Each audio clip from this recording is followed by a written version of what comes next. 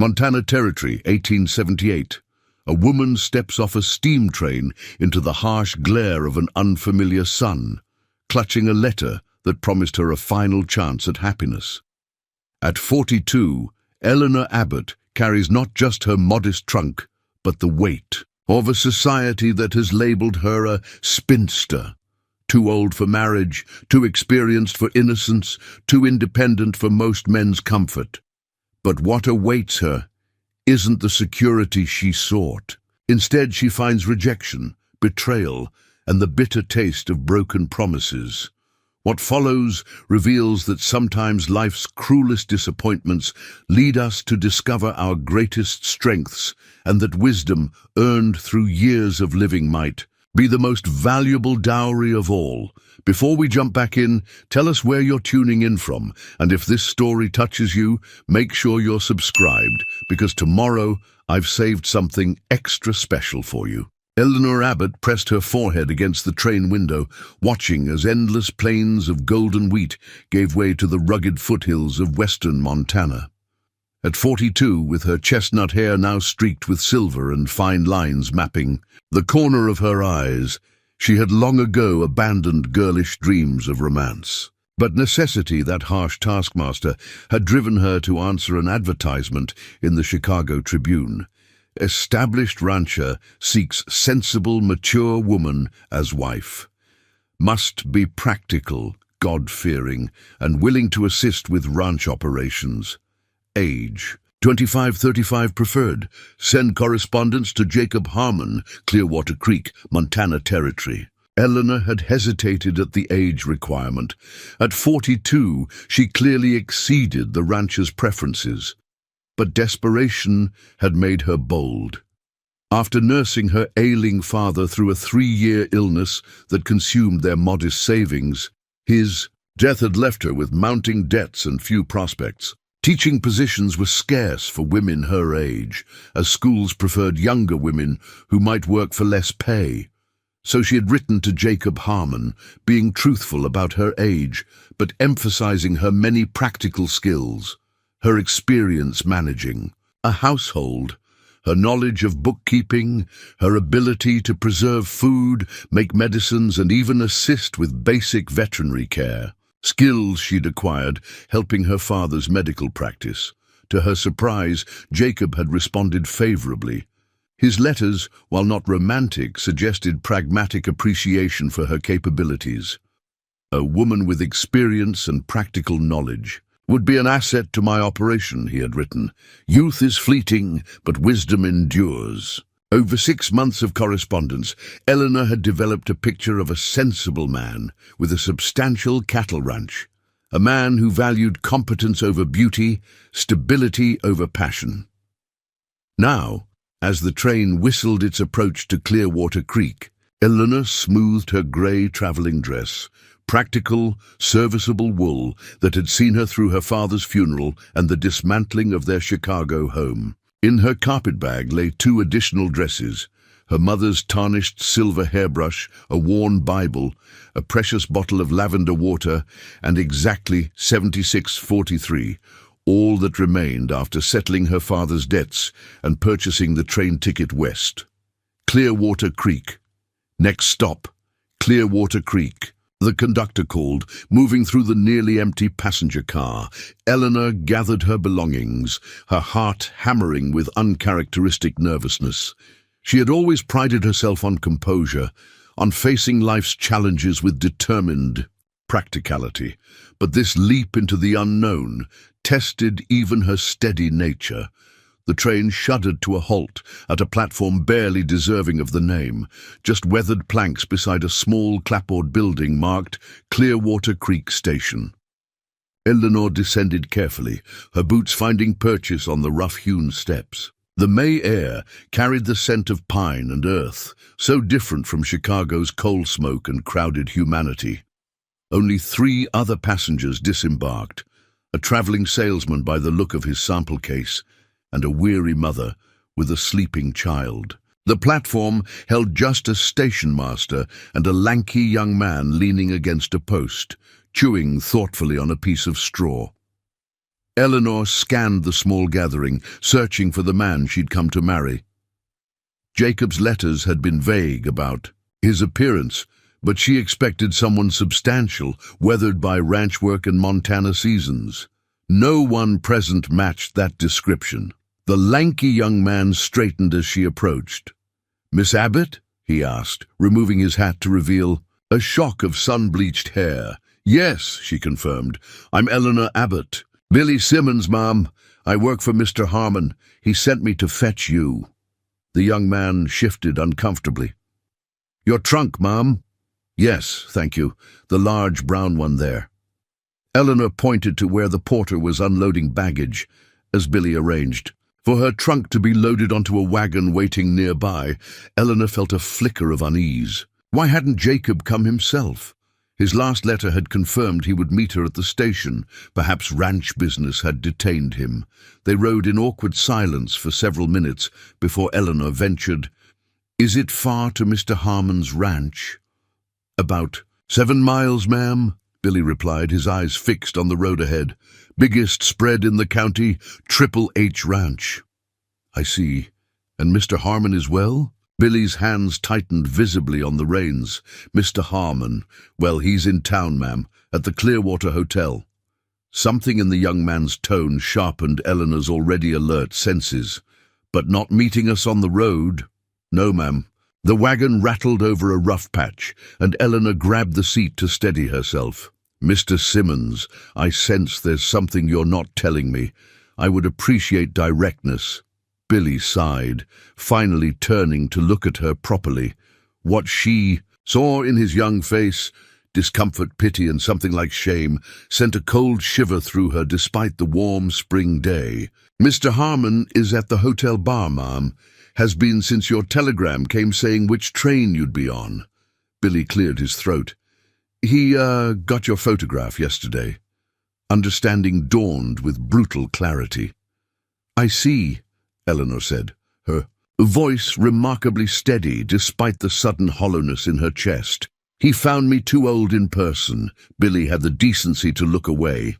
"He said there must have been some mistake, that you couldn't be the woman he'd been writing to, that you looked different than he expected." The humiliation burned through Eleanor like acid, but decades of maintaining dignity through life's disappointment served her well now. "Thank you for your honesty, Mr. Simmons. He told me to take you to Mrs. Lawson's boarding house," Billy continued, genuine regret coloring his words. "Said he'd cover a week's lodging while you made other arrangements." "How generous," Eleanor remarked, unable to keep the bitterness from her voice. She took a deep breath, forcing herself to think practically. "And where is this boarding house?" "Back in town, ma'am. I can turn around." "No," Eleanor decided. "Let's continue forward. I've come too far to retreat at the first obstacle. Please take me to the Triple H Ranch. But Mr. Harmon is not present to enforce his wishes," Eleanor finished firmly.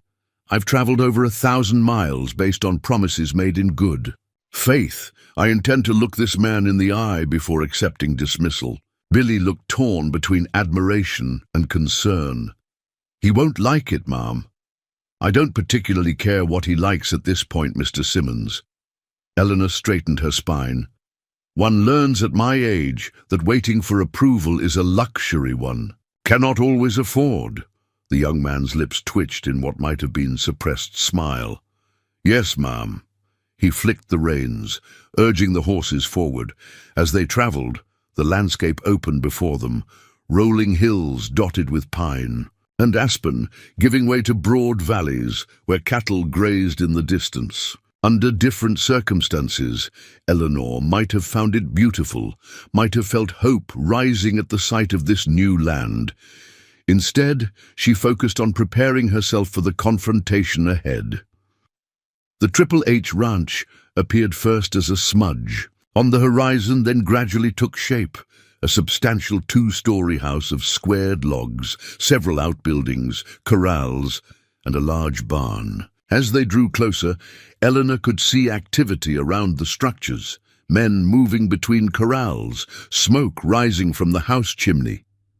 "This is quite an operation," she observed. Billy nodded. 4,000 acres, nearly 800 head of cattle. Mr. Harmon built it from nothing over 20 years, and no wife to share it with all that time.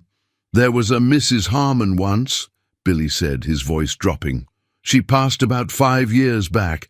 Fever took her.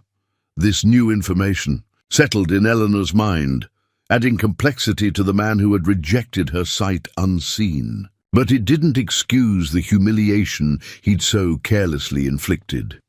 As they pulled up to the house, a woman emerged onto the wide porch, grey-haired, sturdy, with a flour-dusted apron and an expression of curiosity that quickly shifted to confusion. Billy. "Simmons, what in tarnation?" she called. "You're supposed to be taking that woman to town." Billy jumped down from the wagon, moving to help Eleanor descend. "Mrs. Kenner, this is Miss Abbott," he said. "Miss Abbott, our housekeeper, Mrs. Martha Kenner." Eleanor nodded politely. "A pleasure, Mrs. Kenner." The housekeeper's eyes widened. "Miss Abbott, but Mr. Harmon said—" She stopped abruptly, colour rising in her weathered cheeks. "I understand there's been a misunderstanding," Eleanor said calmly. "However, I've travelled a considerable distance based on Mr. Harmon's invitation. I believe I'm entitled to a conversation before being dismissed." Mrs. Kenner's expression softened slightly. "Well, I can't argue with that. But he's not here, and likely won't be until evening. Been in town since yesterday. Drinking," Billy added quietly. "Then I shall wait," Eleanor decided. The journey had left her exhausted, hungry and dusty, but pride kept her standing straight. "If it's not too much trouble, perhaps I might freshen up while waiting." Mrs. Kenner hesitated, then nodded decisively.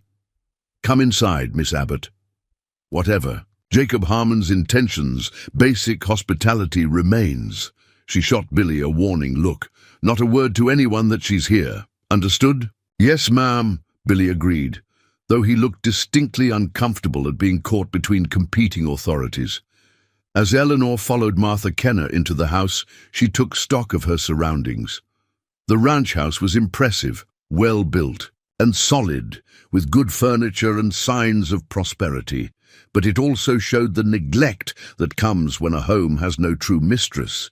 Tarnished brass, dusty corners, curtains faded unevenly by the sun. "When Mr. Harmon saw your photograph," Mrs. Kenner began awkwardly as she led Eleanor to a small guest room. "He was disappointed by my age," Eleanor finished for her. "I'm 42, Mrs. Kenner. I was honest about that in my letters." The housekeeper looked surprised. "He told everyone you were 35 at most." A convenient fiction, apparently. Eleanor removed her hat, unpinning it with steady hands despite her inner turmoil. Men often hear what they wish to hear, regardless of what is actually said. Mrs. Kenner's mouth twitched. "That's God's truth." She hesitated, then added, "I'll bring up some washing water and something to eat. You look done in." "Thank you," Eleanor said, finally allowing her exhaustion to show. "Your kindness is appreciated." Left alone, Eleanor sank onto the edge of the narrow bed, finally permitting herself a moment of despair. After all the careful planning, all the hopes cautiously nurtured despite her practical nature, to be rejected without even a meeting, it stung more sharply than she'd expected. But Eleanor Abbott had not survived 42 years of life's disappointments by surrendering to self-pity. She had 15 minutes to wallow, she decided. 15 minutes to feel the hurt, the humiliation, the fear of what came next. Then she would wash her face, straighten her spine, and face Jacob Harmon with all the dignity and wisdom those 42 years had earned her. Preparing and narrating this story took us a lot of time, so if you are enjoying it, subscribe to our channel. It means a lot to us. Now, back to the story. The sun had begun its descent toward the western mountains when Eleanor heard the commotion outside. Men's voices, horses' hooves, the slam of a door. Straightening her dress and checking her appearance one final time in the small mirror, she steeled herself for the confrontation ahead. During the hours of waiting, she had moved through humiliation to anger and finally to a cold resolve. She wouldn't leave without answers. Mrs. Kenner appeared at her door, expression tense. "He's here," she said simply. "In his study. I told him you were waiting and he—" She hesitated. "Was displeased?" Eleanor supplied. "That's putting it mildly." The housekeeper twisted her apron in her hands. "Perhaps waiting until morning might be wiser. He's been drinking."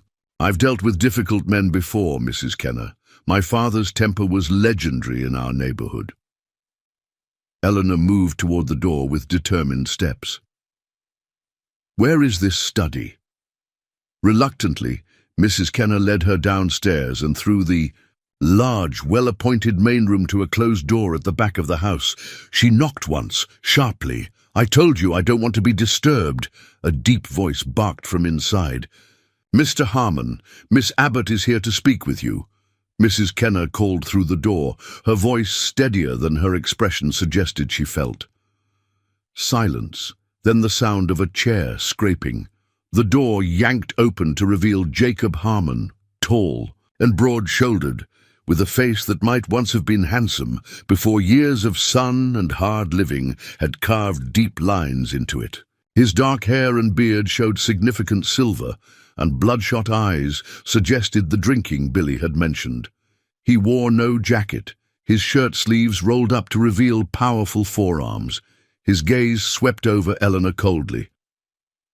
"I told Billy to take you to town." Eleanor met his stare without flinching, "and I instructed otherwise. Good evening, Mr. Harmon. I believe we have matters to discuss." "There's nothing to discuss." He started to close the door, but Eleanor moved forward with surprising quickness, placing her foot in the gap.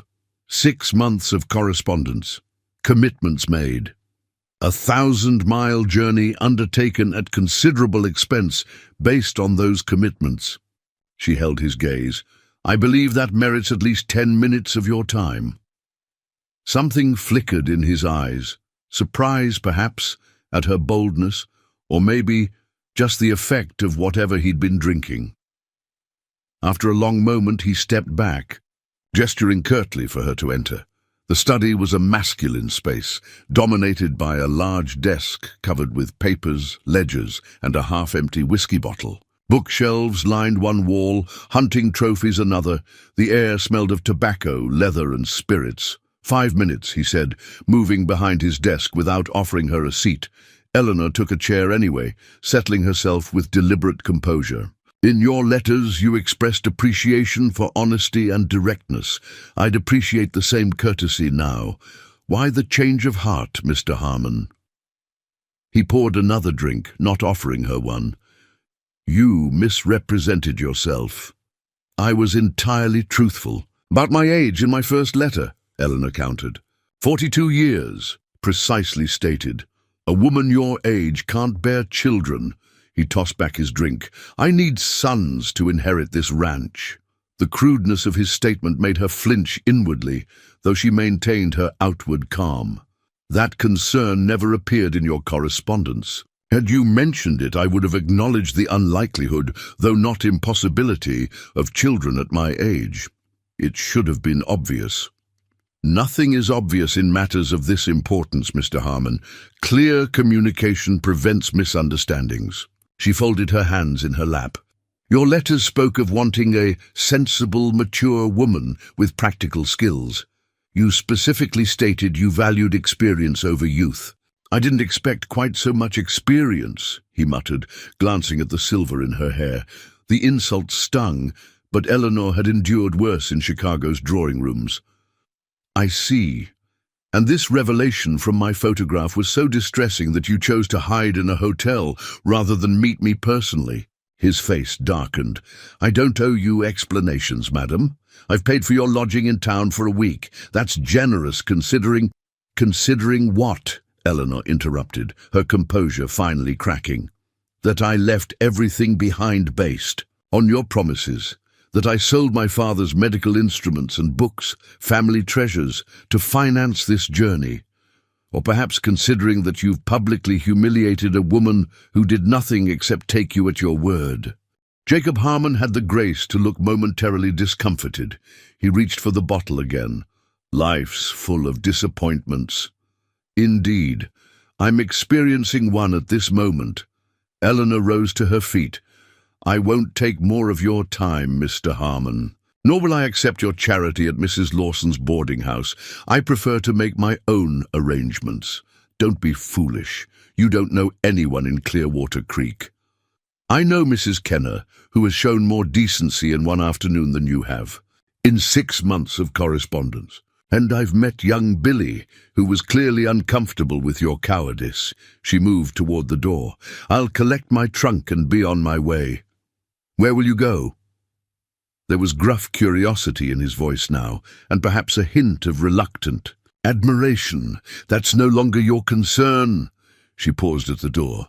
But I am curious about one thing, Mr. Harmon. What exactly did you expect would happen today? That I would accept dismissal without question? That I would simply disappear, a problem conveniently solved? He refilled his glass. I expected you'd take the week's lodging and find passage back east. Back to what? I have nothing there now. Eleanor shook her head. No, Mr. Harmon. When one has travelled as far as I have, retreat is rarely the wisest option. With that, she left the study, closing the door firmly behind her. Mrs. Kenner waited in the main room, trying unsuccessfully to appear as though she hadn't been listening. I'll be leaving now, Eleanor told her. Is my trunk still accessible? The housekeeper nodded, looking troubled. Miss Abbott, it's nearly sunset. There's no transportation back to town until morning. Then I'll walk. 7 miles, in the dark. There are wolves, miss, and other dangers. Eleanor hesitated. Pride demanded immediate departure, but practicality suggested otherwise. Before she could respond, the front door opened, admitting a lean, weathered man in his early 60s. His hair was completely silver, his face deeply tanned with lines that spoke of laughter rather than hardship. He carried himself with the easy grace of someone comfortable in his own skin. "Evening, Martha," he said, removing his hat. His voice was melodious, with an accent Eleanor couldn't quite place. "Smelled your biscuits from the barn. Hope there's enough for—" He stopped as he noticed Eleanor. "I apologize. I didn't realize Jacob had company." "This is Miss Eleanor Abbott," Mrs. Kenner said, a strange note in her voice. "Miss Abbott, this is Daniel Wilson, Mr. Harmon's partner in the Triple H." Mr. Wilson smiled, revealing even white teeth in his weathered face. "The lady from Chicago? Welcome to Montana, Miss Abbott." His warm greeting, so at odds with Jacob Harmon's coldness, momentarily disarmed her. "Thank you, Mr. Wilson, though I fear my welcome has been somewhat less than enthusiastic from your partner." Understanding dawned in his remarkably blue eyes. "Ah, Jacob's been making a fool of himself again, has he?" He shook his head. "My apologies on his behalf. The man has many virtues, but gracious hospitality isn't among them."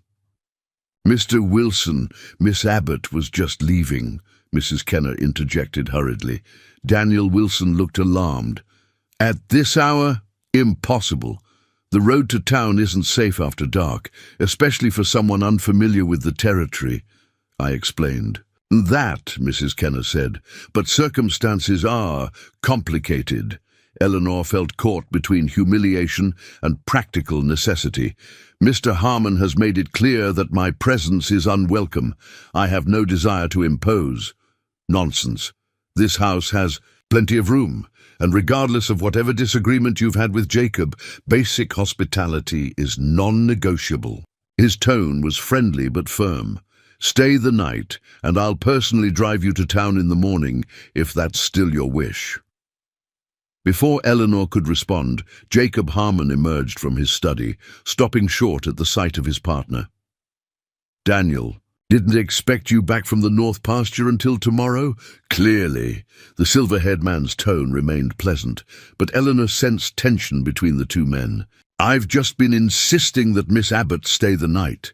The lady can't possibly travel to town in the dark." Jacob's jaw tightened. Miss Abbott and I have concluded our business. Have we?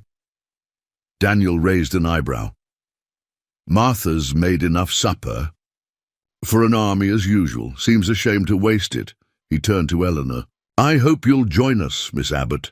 I'd be interested to hear about Chicago. It's been years since I've been back east. The invitation, offered with such natural courtesy, provided a graceful solution to her dilemma. Thank you, Mr. Wilson. I would appreciate that. Excellent. He glanced at his partner, something unspoken passing between them. Jacob, perhaps you'd like to get cleaned up before supper. You look like you've had a trying day. It was a diplomatic suggestion that Jacob, nonetheless, seemed to take as criticism. He muttered something under his breath and stalked back to his study, closing the door with unnecessary force. Don't mind him, Daniel told Eleanor quietly. The bark is worse than the bite, generally speaking. As Mrs. Kenner led her back upstairs, to refresh herself before the meal, Eleanor found herself intrigued by this unexpected development. Daniel Wilson seemed the opposite of his partner in every way. Courteous, where Jacob was rude, warm, where Jacob was cold, composed, where Jacob was volatile. What kind of partnership could exist between two such different men? And why did Daniel Wilson seem so unsurprised by his partner's poor behavior? Most importantly, what would the morning bring, when she would have to face the reality of her situation, alone in an unfamiliar territory with dwindling funds and no clear path forward? The dining room of the Triple H Ranch reflected its owner's prosperity, a long oak table that could seat 12, gleaming silverware, and china plates that spoke of Eastern refinement. Yet Eleanor noticed small details that betrayed the absence of a woman's touch. Mismatched napkins, tarnished candlesticks, a layer of dust on the sideboard's carved edges. Mrs. Kenner had prepared an impressive meal. Roast beef, potatoes with fresh herbs, green beans, and her famous biscuits. The aroma filled the room as Eleanor entered, having changed into her second-best dress, navy blue with a modest lace collar, slightly worn at the cuffs, but still presentable. Daniel Wilson rose at her entrance, pulling out a chair with natural courtesy. Miss Abbott, please join us. I hope your room is comfortable. Very, thank you, Eleanor replied, taking the offered seat. Jacob Harmon sat at the head of the table, looking marginally more composed than earlier, but still radiating displeasure. He had changed his shirt and trimmed his beard, small concessions to social expectations. He acknowledged Eleanor with a curt nod, but said nothing. Martha tells me you've come from Chicago, Daniel said as Mrs. Kenner served the food. I spent 2 years there as a young man. Fascinating city. It's changed considerably in recent years, Eleanor responded, grateful for the neutral topic. Especially since the Great Fire. The rebuilding has been remarkable. You were there during the fire? Daniel looked genuinely interested. Yes, we lost our first home, though thankfully not our lives. My father was a doctor, and we spent weeks afterward treating burn victims. A doctor's daughter, Daniel noted. That explains your composure in difficult situations. Jacob snorted softly, earning a sharp glance from his partner. My father believed. In practical education, Eleanor continued, choosing to ignore Jacob's reaction. He taught me basic medical skills, bookkeeping, and household management. He felt women should be prepared for life's hardships, not sheltered from them. A progressive thinker, Daniel commented. Did you assist in his practice? Often, particularly in our later years when his hands began to tremble. I became quite adept at managing his accounts, organizing his medical supplies, and even assisting with minor procedures. Jacob finally spoke. Hardly the skills needed for ranch life. Daniel raised an eyebrow. On the contrary, last month when Miller's boy sliced his leg open on that rusty fence, we'd have appreciated someone with medical knowledge. Doc Perkins was 3 days' ride away delivering the Johnson twins. That's different, Jacob muttered. Is it? Daniel turned back to Eleanor. Tell me, Miss Abbott, do you have experience with herbal remedies? Martha swears by her willow bark tea for headaches, but I've always wondered about its efficacy. The conversation flowed more easily after that, with Daniel asking thoughtful questions about Eleanor's knowledge and experiences. She found herself describing her father's practice, the patients they'd treated, the community they'd served, and the financial challenges that had ultimately led to her current circumstances. Jacob remained largely silent, though Eleanor, occasionally, caught him watching her with an expression that seemed more confused than hostile, as if he were re-evaluating previous assumptions. As Mrs. Kenner served apple pie for dessert, Daniel steered the conversation in a new direction. "Miss Abbott, forgive my directness, but what are your plans now?" Eleanor set down her fork carefully. "I haven't had much time to consider alternatives. Until yesterday, I believed I was coming to Montana to begin a new life as Mr. Harmon's wife." Jacob shifted uncomfortably in his chair. "I have limited funds," she continued honestly. "Enough, perhaps, for a week's lodging and a train ticket to Helena or Bozeman, where I might seek employment.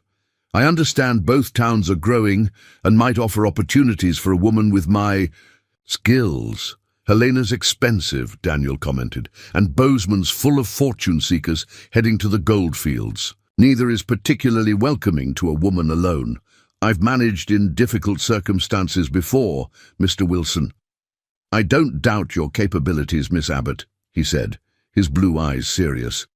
"But Montana territory can be unforgiving to newcomers without connections." "What would you suggest?" she asked, sensing he had something specific in mind. Daniel glanced at Jacob, who was studying his coffee cup with unusual intensity. "As it happens, we have a situation here that might benefit from your particular skills." Jacob's head snapped. Daniel, hear me out, Jacob." Daniel's tone was mild but firm. "Our ranch manager left unexpectedly last month, remember? The books are in disarray, supply orders unfilled, wage accounts unreconciled." "Billy can handle it," Jacob insisted. "Billy's a fine cowhand, but can barely write his own name," Daniel countered. "We need someone with proper education and organizational skills." He turned back to Eleanor. "The position includes room and board here at the main house, plus a monthly salary of $30. Eleanor blinked in surprise. The offer was unexpectedly generous, more than she'd made teaching in Chicago. "You're offering me employment as your ranch manager." "As our administrative manager," Daniel clarified, "overseeing accounts, correspondence, supply orders, and record-keeping. Given your experience with your father's practice, I imagine you'd adapt quickly to our needs." Jacob pushed his chair back from the table. "This is absurd. We need someone who understands ranching operations." "We have 20 men who understand cattle," Daniel replied evenly. "What we lack is someone who can manage our paperwork properly. The Billings contract alone has dozens of specifications that need careful attention." "A woman ranch manager," Jacob scoffed. "The men would never accept it." "They accepted Miriam Thornton over at the Circle T," Daniel pointed out. "Been running that operation since her husband passed 3 years ago, and it's more profitable than ever." "That's different. She's a widow carrying on her husband's work." "Different circumstances, same capabilities," Daniel turned to Eleanor. "The position would be a 3-month trial initially. If it proves satisfactory to all parties, we could discuss more permanent arrangements." Eleanor's mind raced. The offer provided an unexpected solution to her immediate dilemma, but working closely with Jacob Harmon after his rejection posed obvious challenges. Yet the practical side of her, the side that had managed her father's affairs through illness and death, recognized the opportunity being presented. "It's a generous offer, Mr. Wilson," she said carefully, "but I sense Mr. Harmon has reservations. I wouldn't want to create discord in your partnership." "Jacob and I have disagreed on many things in 20 years of ranching together," Daniel said with a small smile. "We've survived worse." Jacob stood abruptly. "I need air." He stalked from the room without further comment. After his departure, Eleanor looked directly at Daniel. "Why are you doing this, Mr. Wilson? You don't know me. You have no obligation." "To assist me." Daniel considered her question thoughtfully. "Several reasons, Miss Abbott. First, practical necessity. We genuinely need someone with your skills. Second, I believe in addressing injustice when I see it. My partner made commitments to you that created legitimate expectations. While he may no longer wish to honor those in their original form, some compensation seems appropriate. You're offering me a position out of pity, then?" "Not at all."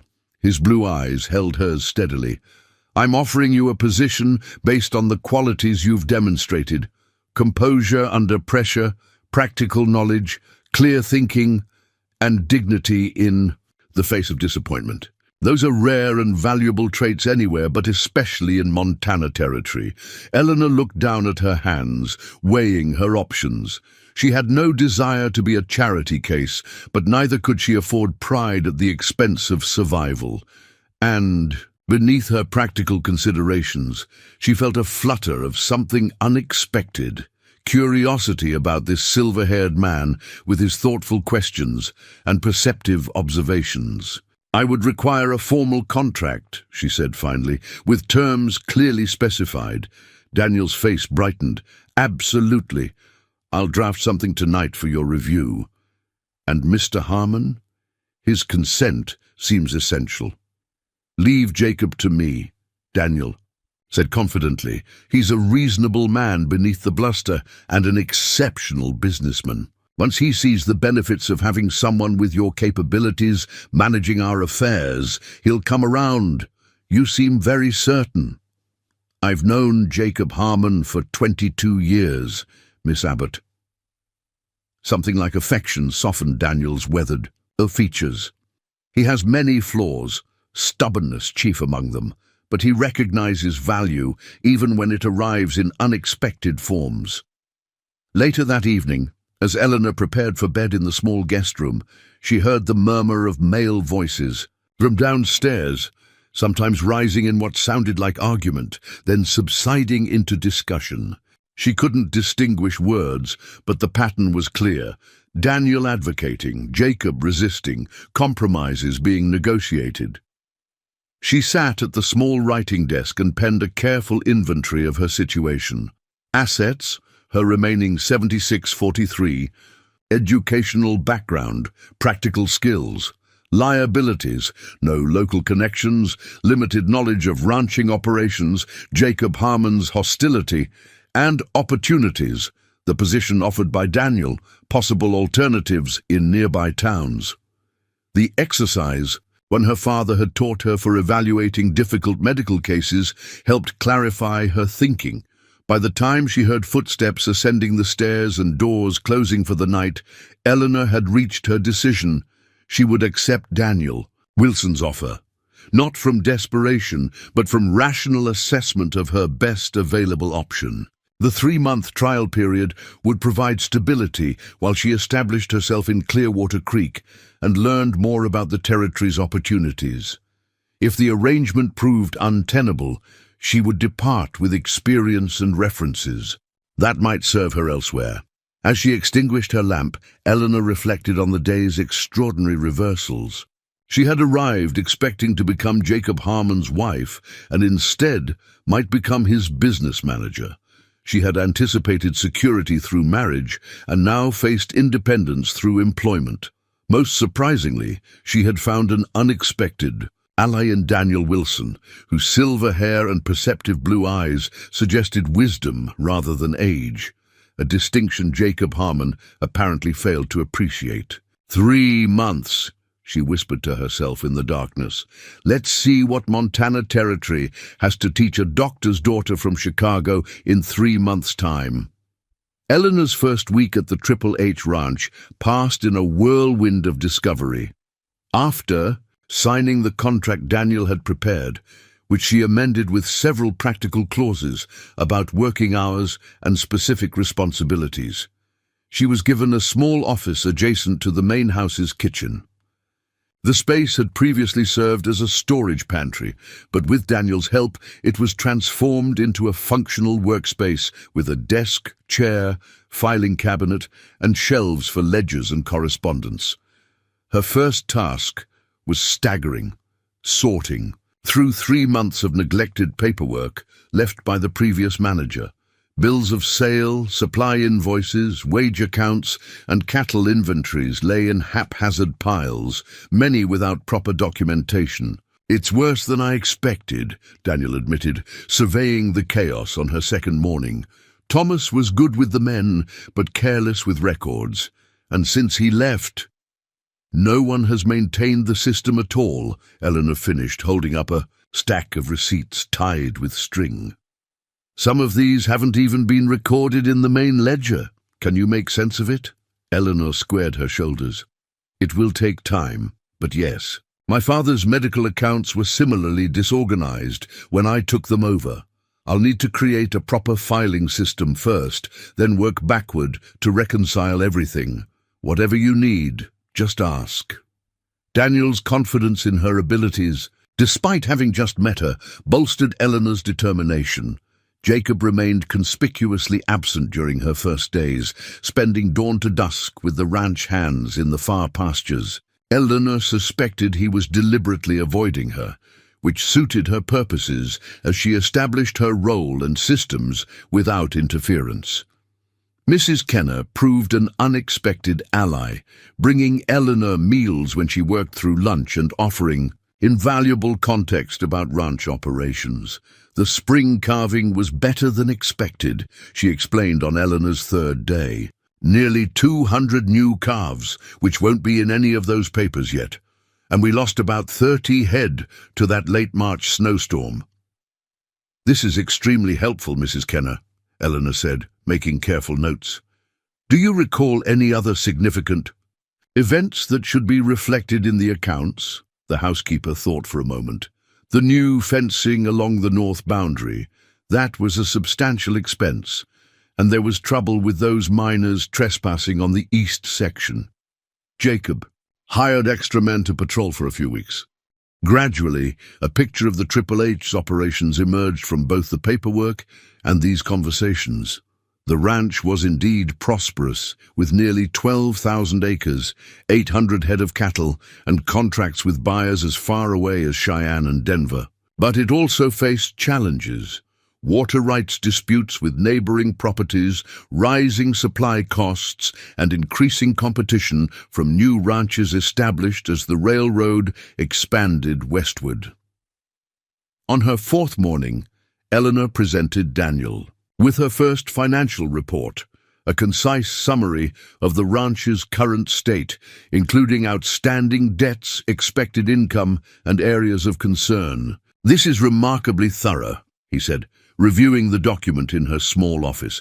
"I've been trying to get a clear picture like this for months." "There are still gaps," Eleanor admitted. "I'll need to speak with your foreman about cattle movements. And the Billings contract specifications." "I'll arrange it," Daniel promised. "Frank Sullivan's our head foreman, been with the Triple H for 15 years. Good man, though he might be hesitant about dealing with a female manager." "I've encountered similar hesitation before," Eleanor said dryly. "Most men reconsider their position once they realize I'm not attempting to usurp their authority, merely to document their work properly." Daniel's eyes crinkled with amusement. "You're quite something, Eleanor Abbott."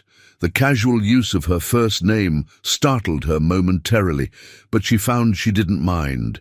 There was nothing presumptuous in Daniel's manner, just a natural warmth that made formality seem unnecessary. The interview with Frank Sullivan proved more challenging than expected. The foreman, a grizzled veteran of cattle drives with a weather-beaten face and suspicious eyes, arrived at her office visibly uncomfortable with the situation. "Mr. Wilson says you need information," he began stiffly, hat clutched in calloused hands. "Yes, please sit down," Eleanor gestured to the chair across from her desk. "I'm trying to reconcile our records regarding cattle movements and sales over the past quarter." Sullivan remained standing. "Don't see how that's women's business." Eleanor met his gaze steadily. My gender is irrelevant to mathematics, Mr. Sullivan. The Triple H sold approximately 200 head to Billings Meat Company in April, correct? 215, he corrected automatically. At what price per head?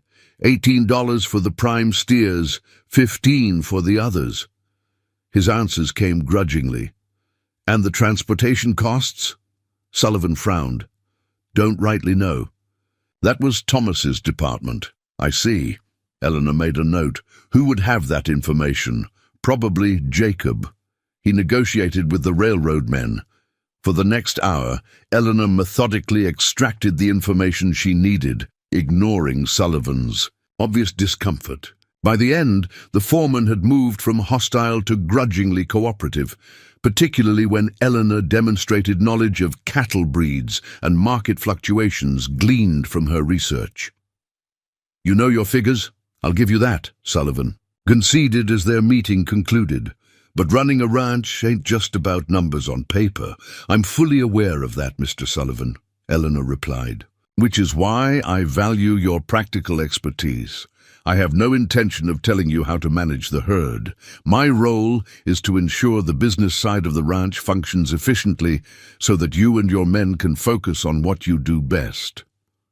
This pragmatic approach seemed to mollify him somewhat, and he departed with a respectful nod that, while not warm, suggested potential for a functional working relationship. The encounter with Jacob Harmon came later that same day. Eleanor was reviewing supply inventories when a shadow darkened her doorway. She looked up to find him filling the frame, his expression unreadable. Mr. Harmon, she acknowledged calmly, though her pulse quickened. How may I help you? He entered without invitation, glancing around the transformed space with grudging curiosity. Daniel says you've been organizing the accounts. Yes. They required substantial attention, and you've been questioning my foreman. Consulting with him, Eleanor corrected mildly. Mr. Sullivan provided valuable information about the Billings contract that was missing from our records. Jacob picked up one of her neatly labeled folders, flipping through it with a frown. This system, it's different from what Thomas used. Thomas's system was inadequate for an operation of this size, Eleanor said, watching him carefully. I've implemented a double-entry bookkeeping method that will make it easier to track profits, losses, and inventory changes. Seems complicated. It's actually more straightforward once established. For instance, she pulled out a ledger and opened it to a specific page. This shows at a glance how much we're spending on feed versus what we're earning from each section of the herd. You'll note that the southwestern pasture is currently producing the highest return on investment. Jacob studied the page with reluctant interest. How did you determine that? By cross-referencing Mr. Sullivan's herd records with our feed purchases and transportation costs. She indicated the relevant columns. The southwestern herd required less supplemental feeding due to better natural forage, resulting in higher profit margins despite being smaller. For a moment, Jacob seemed genuinely engaged, studying the figures with a businessman's acumen. Then his expression closed again. Daniel says you've asked about the water rights dispute with Blackwell. Yes. It appears to be a significant ongoing expense in legal fees with no resolution in sight. I wondered if there might be alternative approaches worth considering, such as, Eleanor hesitated, aware she was venturing into sensitive territory. The records indicate Mr. Blackwell's primary concern is having sufficient water for his crops during the July dry season. Perhaps a negotiated schedule for water usage might be more cost-effective than continued litigation. You think you understand. Wrenching politics after a week in Montana. His tone was dismissive, but not as hostile as she'd expected. Not at all, Eleanor replied evenly. I'm merely applying business principles to the situation. Every dollar spent on legal fees is a dollar, not invested in ranch improvements or expansion. Jacob studied her for a long moment. You're not what I expected. Few of us are, Mr. Harmon. She met his gaze steadily. I hope my work will demonstrate my value to your operation, regardless of your personal feelings about my presence here. He nodded curtly and turned to leave, then paused at the doorway. Sullivan says you know something about cattle breeds. My father treated farmers outside Chicago. I learned to distinguish various livestock breeds and their common ailments through his practice. Ha! The single syllable conveyed surprise rather than derision.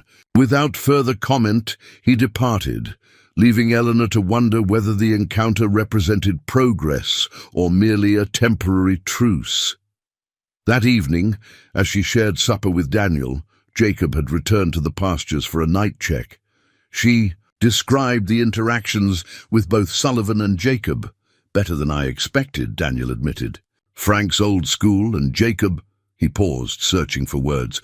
Jacob has difficulty adjusting to change. A common affliction, Eleanor observed, though it seems particularly acute in his case. Daniel smiled. He wasn't always so rigid. Life has a way of hardening some men, especially out here. The previous Mrs. Harmon, Eleanor ventured carefully. Billy mentioned she died 5 years ago. Catherine. Daniel's expression grew solemn. Lovely woman, smart, capable. She and Jacob were well matched. What happened? Influenza. Hit the territory hard that winter. Jacob was away on a cattle drive when she fell ill. By the time he returned, he shook his head. He's never quite forgiven himself for not being here. The information added dimension to Jacob's character that Eleanor hadn't previously considered. That explains some things, she said quietly. Don't mistake understanding for excuse, Daniel cautioned. His treatment of you was inexcusable, regardless of past hurts. Of course, Eleanor took a sip of her tea. But context helps me navigate the present situation more effectively. Daniel regarded her with evident admiration. You have a remarkable capacity for objectivity, Eleanor. A necessary skill when one reaches my advanced years, she replied, with a hint of self-deprecating humor. Daniel's laugh was warm and genuine. 42 isn't exactly ancient, you know. I've got 16 years on you, and I'd challenge any of the younger hands to a day's work. Age is perceived differently for men and women, as you're well aware, Eleanor said. Men become distinguished. Women become obsolete. Only to fools, Daniel replied, his blue eyes serious despite his light tone. Wisdom and experience should be valued regardless of gender, out here especially, where survival often depends on knowledge accumulated over time. As Eleanor prepared for bed that night, she reflected on her first week at the Triple H. The work was challenging but engaging, drawing on skills she'd developed throughout her life.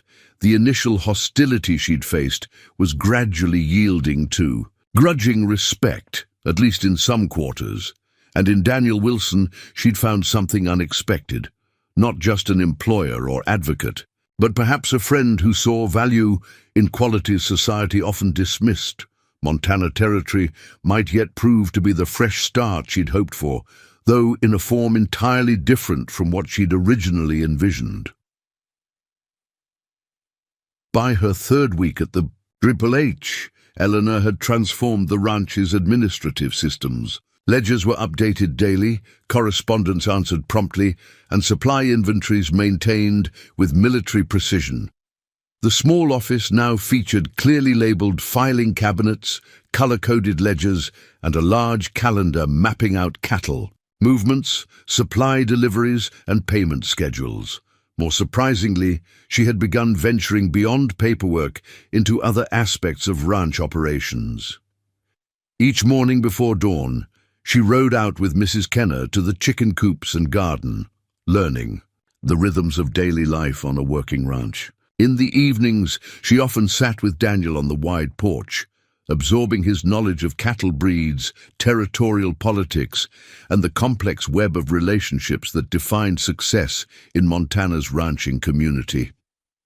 The Blackwells have been Feuding with the eastern ranchers for nearly a decade, Daniel explained one evening, as they watched a spectacular sunset paint the mountains. Started over water rights, but now it's about principle more than practicality, which makes resolution even more challenging, Eleanor noted. Pride is rarely a good business partner. Precisely why your proposal intrigued me, Daniel said. A negotiated schedule for water access addresses the practical problem without requiring either side to surrender completely. Has Mr. Harmon considered presenting it formally? Daniel's smile was knowing. He's been studying your analysis for 2 days now. Won't admit it, but I saw him making notes. The mention of Jacob brought a familiar complexity to Eleanor's thoughts. Their interactions remained largely professional, brief discussions about accounts or supplies, occasional questions about her record-keeping methods. He no longer avoided her presence, but neither did he seek it out. The awkwardness of their initial meeting lingered beneath their exchanges, unacknowledged yet palpable. The situation with the ranch hands evolved more positively. Frank Sullivan had begun stopping by her office regularly, initially with financial questions, but increasingly to share information he thought might be relevant to her records. The younger hands, following Sullivan's lead, now tipped their hats respectfully when passing her on the property. "They're calling you the bookkeeper in the bunkhouse," Billy informed her with a grin one morning, as he delivered mail from town. "It's meant as a compliment." "I've been called worse," Eleanor replied dryly, sorting through the letters. "Mr. Wilson says your systems have already saved us nearly $200 in overlooked supply discounts. $237.65 to be precise," Eleanor corrected, looking up with a smile. "Accuracy matters in bookkeeping, Billy. The most unexpected development came in the form of medical emergencies. Word had somehow spread to neighboring ranches about the doctor's daughter at the Triple H. One rainy afternoon, a panicked ranch hand arrived from the Circle T, leading a horse carrying a man with a deep gash in his thigh. Caught himself on a fence post, the hand explained breathlessly, as Daniel and Jacob helped carry the injured man onto the kitchen table. "Boss lady said to bring him here instead of waiting for Doc Perkins." Eleanor assessed the situation quickly. "Mrs. Kenner, I need hot water, clean cloths, and your strongest whiskey. Mr. Wilson, is there a medical kit on the property?" "Catherine?" "Kept supplies in the north bedroom closet," Jacob answered instead, his expression tight with concern for the injured man. "I'll get them." Working efficiently, Eleanor cleaned and examined the wound. "The bleeding has slowed, which is fortunate, but it needs proper closing to prevent infection." She looked up at the faces surrounding her. "I can stitch it, but I'm not a licensed physician." "Doc Perkins is 2 days' ride," Daniel said. "And with this rain," the injured man groaned. "Just stitch it, ma'am. Had worse fixed with less skill." Jacob returned with a surprisingly well-stocked medical box. "Catherine believed in being prepared," he explained briefly, setting it beside Eleanor. Using her father's techniques, Eleanor disinfected, stitched and bandaged the wound with steady hands, explaining each step clearly to both the patient and Mrs. Kenner, who assisted. The ranch hands watched with expressions ranging from queasy fascination to impressed respect. When she finished, the man flexed his leg cautiously. "Hardly feels a thing now." "Much obliged, ma'am." "Keep it clean and dry," Eleanor instructed. "Return in 5 days to have the stitches checked.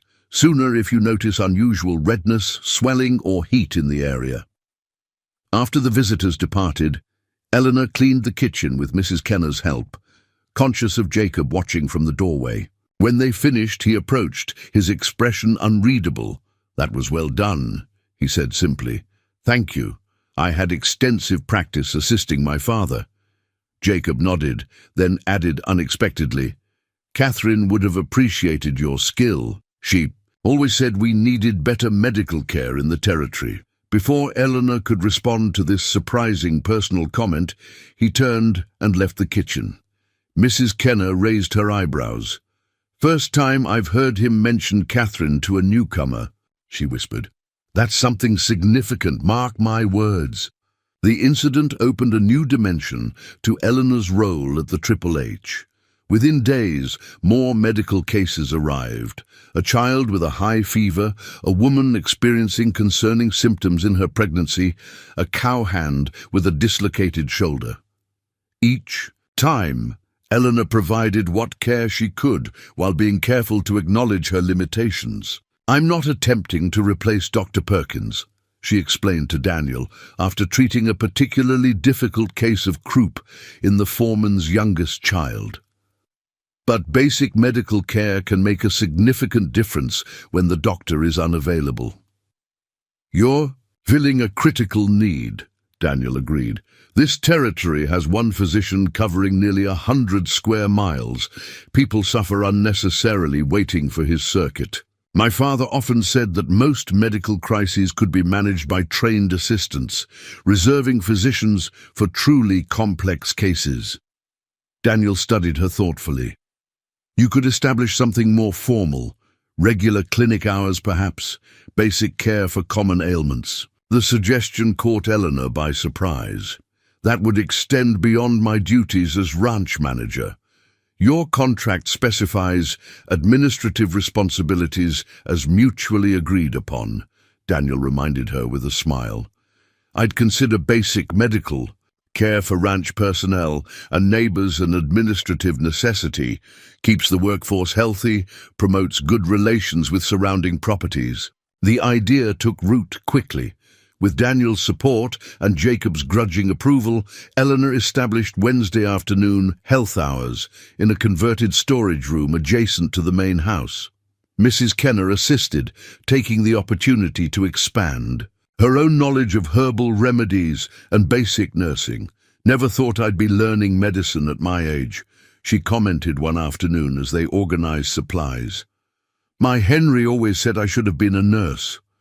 "Learning has no age limit," Eleanor replied, demonstrating how to properly roll bandages. "My father was studying new medical techniques well into his 70s.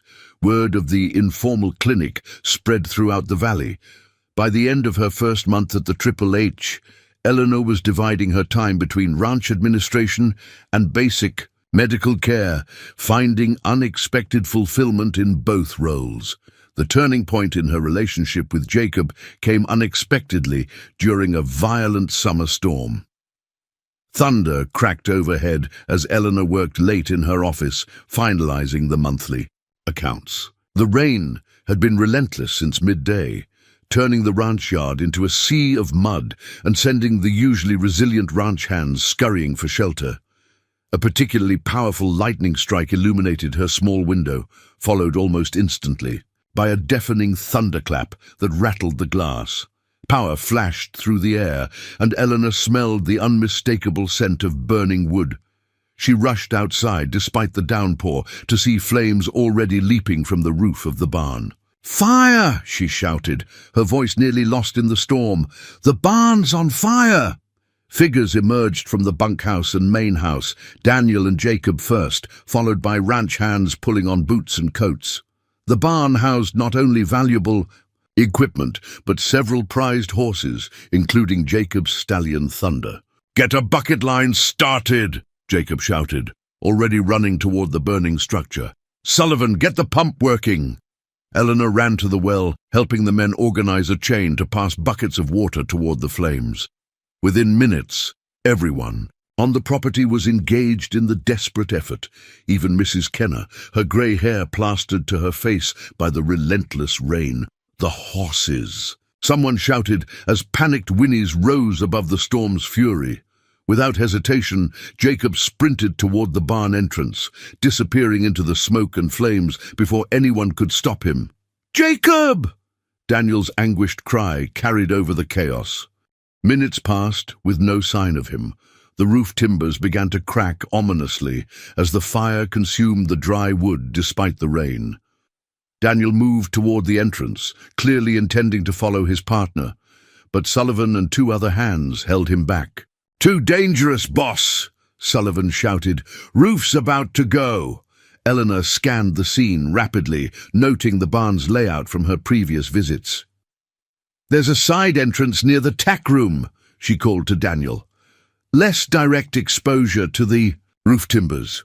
Without waiting for a response, she grabbed a water-soaked blanket from the bucket line and ran around the perimeter of the barn. Flames licked at the side walls, but the entrance she remembered remained relatively clear. Wrapping the wet blanket around her shoulders and head, she ducked inside. The heat and smoke hit her like a physical wall. Crouching low where the air remained marginally clearer, she called out, "Mr. Harmon, Jacob!" A horse screamed somewhere ahead, the sound chilling despite the intense heat. Eleanor pushed forward, using the blanket to shield her face from falling embers. Through the smoke, she made out a figure struggling with the gate of a stall where a large, dark horse reared in panic. "Jacob!" she coughed, reaching his side. He turned in shock. "Eleanor, get out! It's coming down!" "Not without you," she insisted, helping him force the gate open. Together, they managed to free the terrified stallion, who bolted toward the main entrance where the other horses had escaped. "That's all of them," Jacob gasped, bent double with coughing. "We need to—" A thunderous crack interrupted him as a burning beam crashed down just feet away, sending up a shower of sparks and cutting off their path to the main doors. "Side entrance," Eleanor choked out, grabbing his arm. "This way!" Half dragging each other, they stumbled through the thickening smoke toward the exit Eleanor had used. The roof groaned ominously above them. Jacob suddenly pushed her forward with surprising strength just as another beam gave way, crashing down where they had stood seconds before. They burst into the rain-soaked night, collapsing to their knees in the mud as Daniel and the others rushed toward them. Behind them, the barn roof caved in completely with a sound like the end of the world. "Eleanor!" Daniel reached them first, his face etched with relief and fear. "Jacob, are you hurt?" Jacob couldn't answer, overtaken by a violent coughing fit. Eleanor's own lungs burned, but she managed to gasp. "Smoke! Need to clear their lungs!" The last thing she remembered was Daniel's strong arms lifting her before darkness claimed her consciousness. Eleanor woke to sunlight streaming through, unfamiliar curtains, and the scent of lavender water. For a moment, disorientation gripped her. This wasn't her small room off the kitchen. The bed was larger, the furnishings more refined, the ceiling higher. "You're awake," Mrs. Kenner's relieved voice came from nearby. "Thank the Lord." Memory returned in fragments. Fire, smoke, Jacob struggling with the horse gate, the terrible crash of falling timbers. Eleanor tried to sit up, but fell back as pain lanced through her chest. "Easy now," Mrs. Kenner cautioned, moving to adjust her pillows. "Your lungs took quite a beating with that smoke."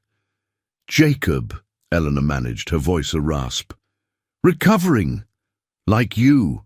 Stubborn man refused to stay in bed, though he's not much better off." The housekeeper poured water from a pitcher. "You've been out nearly a day." Eleanor accepted the water gratefully, each sip soothing her raw throat. Looking around more carefully, she realized she was in the main house's finest bedroom, a space she'd glimpsed only briefly during her initial tour. "This is Catherine Harmon's room," she said with surprise. Mrs. Kenner nodded. "Jacob insisted, said you needed the most comfortable space we had. This room hasn't been used since—" She trailed off, her implication clear. The significance wasn't lost on Eleanor. For Jacob to open his deceased wife's bedroom was no small gesture. "The barn?" she asked. "Mostly gone. The men saved the western section and managed to recover most of the equipment. All the horses survived, including Thunder." Mrs. Kenner's weathered face softened. "Thanks to you and Jacob." Eleanor closed her eyes briefly. "I only did what anyone would do." "Not anyone would run into a burning building, Miss Abbott." The housekeeper's tone was gently chiding. "You risked your life for this ranch. That's not forgotten here. A knock at the door interrupted them. Daniel entered, his face lighting with relief when he saw Eleanor awake. "There you are," he said warmly. "Had us worried." "I'm sorry to cause concern," Eleanor replied. "It seems I've displaced you from the master bedroom." "Nonsense. This room should be used, not preserved like a museum." He approached the bed, studying her with genuine concern. "How do you feel?" "Like I've swallowed fire," she admitted, "but otherwise intact. Dr. Perkins examined you yesterday. Said your quick thinking about using the wet blanket likely saved both you and Jacob from worse. Lung damage." Daniel pulled a chair closer to the bed. "That was incredibly brave, Eleanor, and incredibly foolish. I couldn't stand by while—" She paused, the intensity of the memory surprising her. "While Jacob was in danger?" Daniel finished, his expression thoughtful.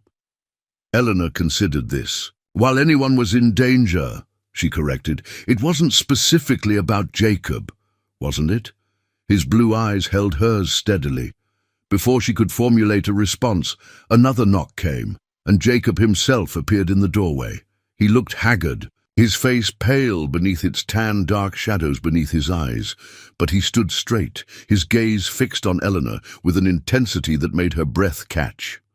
"You're awake," he said simply.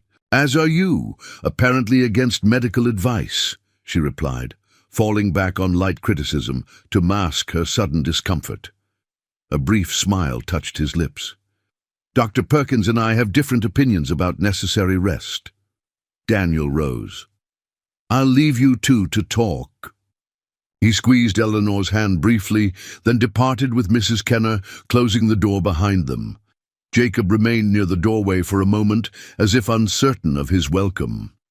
Then, with decisive steps, he moved to take the chair Daniel had vacated.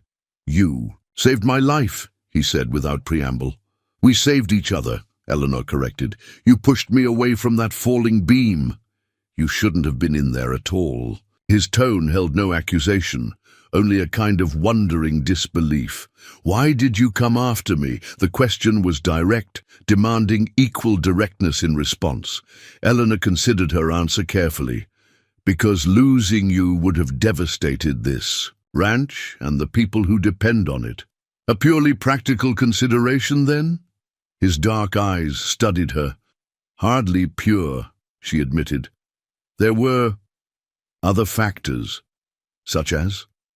Eleanor looked away, uncomfortable with his scrutiny. "Despite our inauspicious beginning, Mr. Harmon, I've developed a certain respect for your operation here, and for the man who built it." Jacob leaned back in his chair, wincing slightly at the movement. "I've treated you poorly from the beginning." "Yes, you have," she agreed, turning back to him with renewed composure. "But I've observed enough to understand it wasn't entirely about me." His eyebrows rose. "You've been analyzing me along with my ledgers." People are often more transparent than they realize, especially in crisis situations. A hint of his usual defensiveness returned. "And what have you concluded about me, Miss Abbott?" "That you're a man haunted by loss," she said quietly. "That you value competence but fear attachment. That you reject what threatens your carefully constructed defenses." The directness of her assessment clearly startled him. For a moment, anger flashed in his eyes, quickly replaced by something more complex, a recognition that bordered on respect. "You're remarkably perceptive," he finally said. "I've had many years to observe human nature, Mr. Harmon. One advantage of being too old, as you might say." The reference to his initial rejection hung between them. Jacob had the grace to look genuinely ashamed. "About that," he began awkwardly, "my behavior was inexcusable." "Yes, it was," Eleanor agreed calmly, "but perhaps understandable given certain contexts." "Daniel's been talking," Jacob surmised with a frown, "only enough to provide perspective. The details of your grief remain private." Jacob was silent for a long moment, his gaze fixed on the window where late afternoon light painted the room golden hues. "Catherine was 36 when she died," he finally said. "We'd been married 12 years, never had children, though we'd hoped."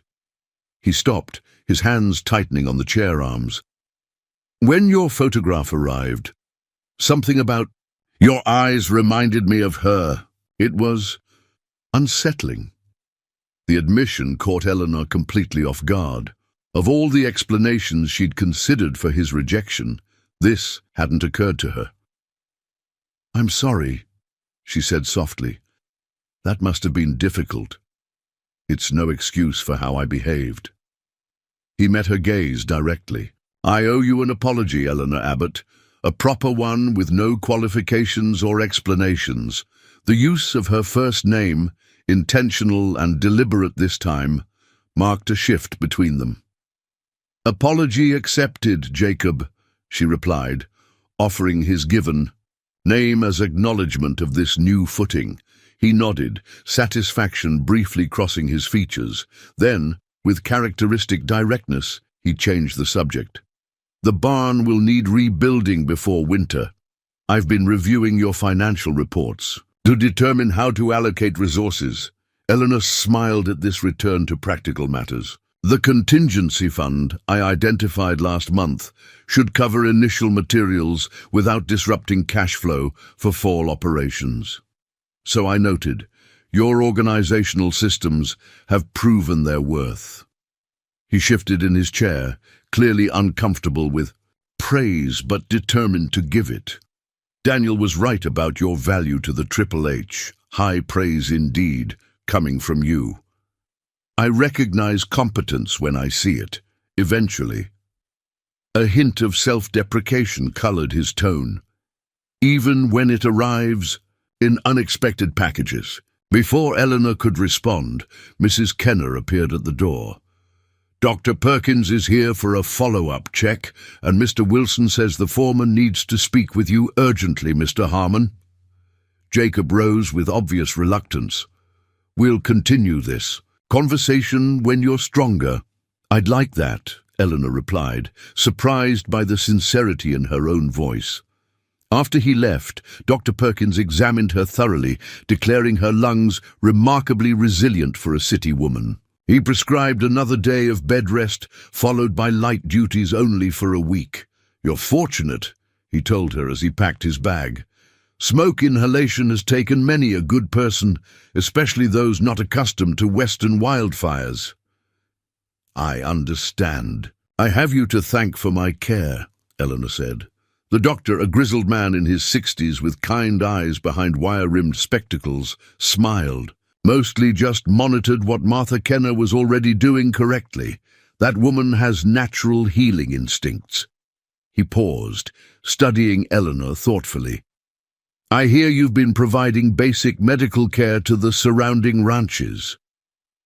"Only the most fundamental treatments," Eleanor assured him quickly, always making it clear I'm not a licensed physician.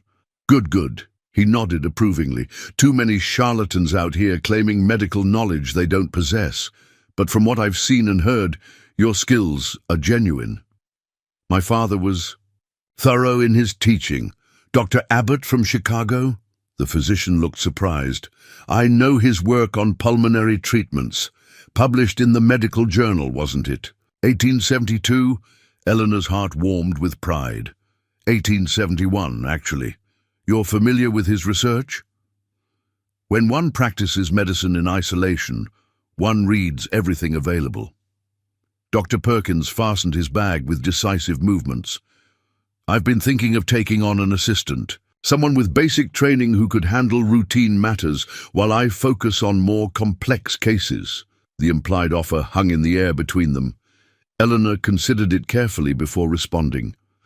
"A fascinating proposition, Doctor. Though I have existing commitments to the Triple H. Of course. Just something to consider." He moved toward the door. "Perhaps we could discuss it further when you're recovered. I'd be interested in hearing more about your father's methods." After the doctor departed, Eleanor lay back against the pillows, mind racing despite her physical exhaustion.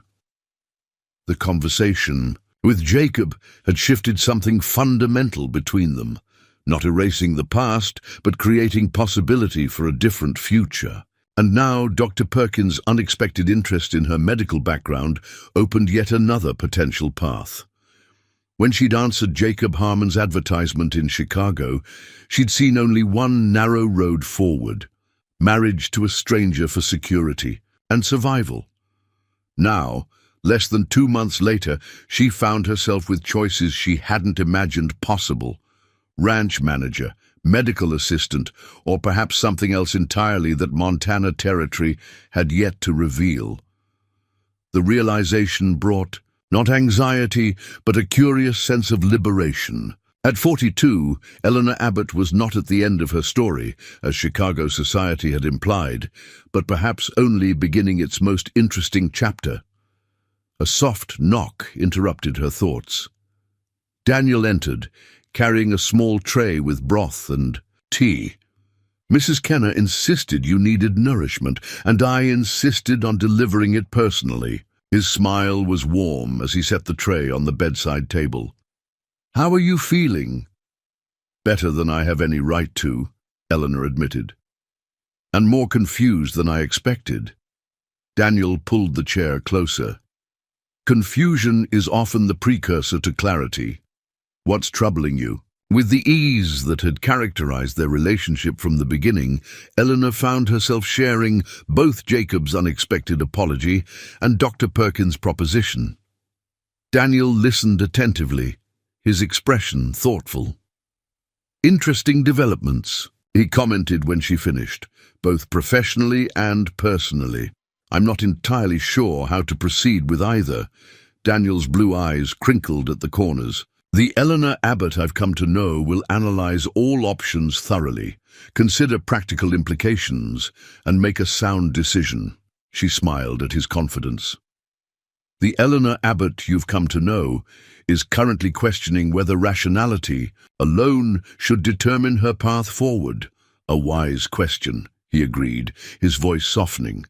"Some decisions benefit from listening to more than just practical considerations." The way he looked at her as he said this, with warmth that went beyond friendship but remained respectful of boundaries, added yet another dimension to Eleanor's already complex situation. "I seem to have arrived in Montana seeking one straightforward opportunity," she mused, "only to find myself surrounded by unexpected possibilities." "Life often works that way," Daniel replied, "rejecting us from the path we thought we wanted, to direct us toward the one we actually need." He reached out, briefly covering her hand with his own.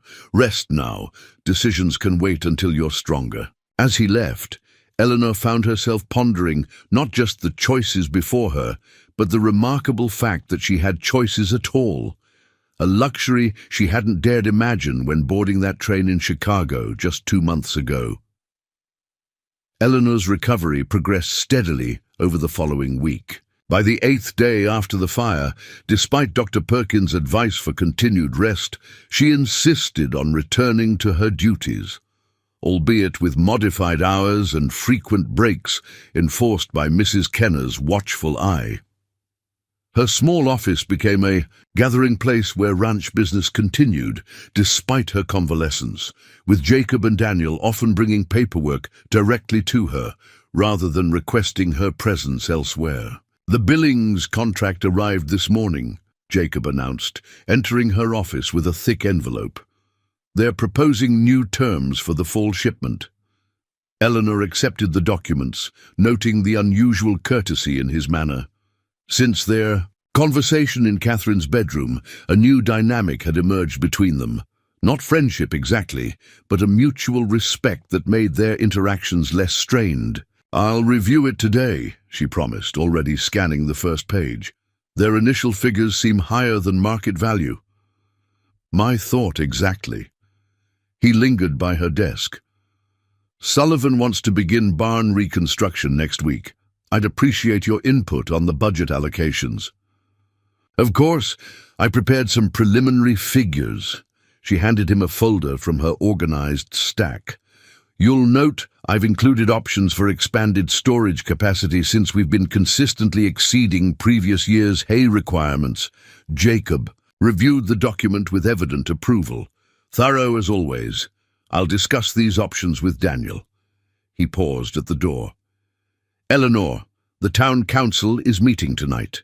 They've requested my presence regarding the water rights issue, your proposal for negotiated access scheduling.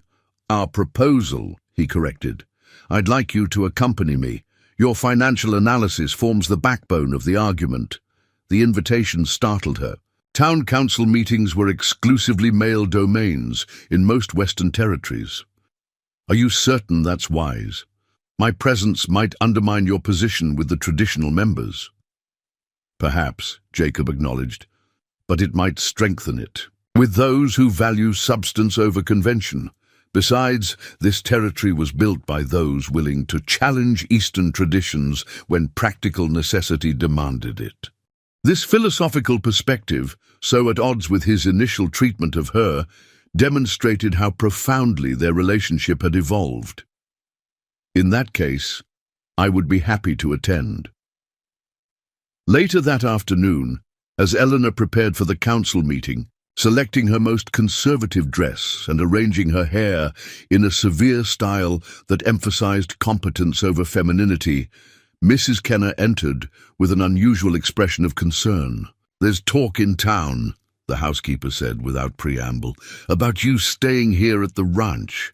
Eleanor paused in pinning her hair. "What kind of talk?" "The kind that follows single women living among unmarried men."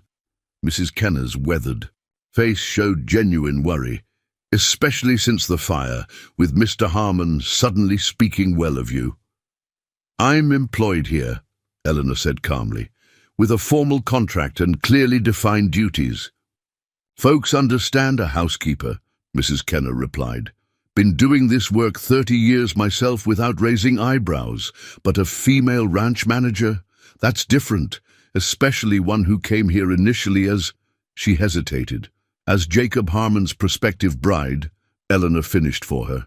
"Yes, I can see how that might fuel speculation. Judge Parker's wife is particularly vocal, says it sets a poor example for young women in the territory." Eleanor considered this information carefully. She'd encountered similar situations in Chicago after her father's death. Social disapproval that could quickly translate to professional barriers. While she personally cared little for others' opinions, she recognized the potential impact on both her position and the Triple H's. Standing in the community. "Thank you for telling me, Martha. I'll give it proper consideration."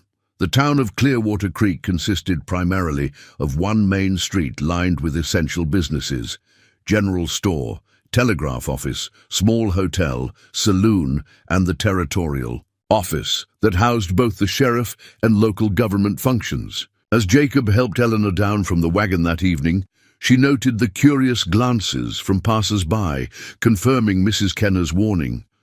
"Quite the stir we're causing," she murmured to Jacob. He followed her gaze to where two women had paused, their conversation to watch them. "Small towns survive on gossip when entertainment is limited," he replied dismissively. "Pay it no mind." The council meeting was held in the back room of the territorial office, where 6 men of varying ages sat around a scarred oak table. Their expressions when Eleanor entered behind Jacob ranged from surprised to disapproving. "Gentlemen," Jacob greeted them with a nod, "I believe you know Miss Eleanor Abbott, the Triple H's administrative manager." Judge Parker, a portly man with impressive side whiskers, frowned visibly.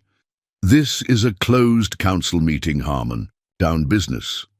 Miss Abbott has prepared the financial analysis regarding the water rights proposal," Jacob replied evenly. "Her presence is necessary for an informed discussion." "Unprecedented," muttered another council member, a thin banker named Holloway. The youngest member, whom Eleanor recognized as the general store owner's son, looked merely curious.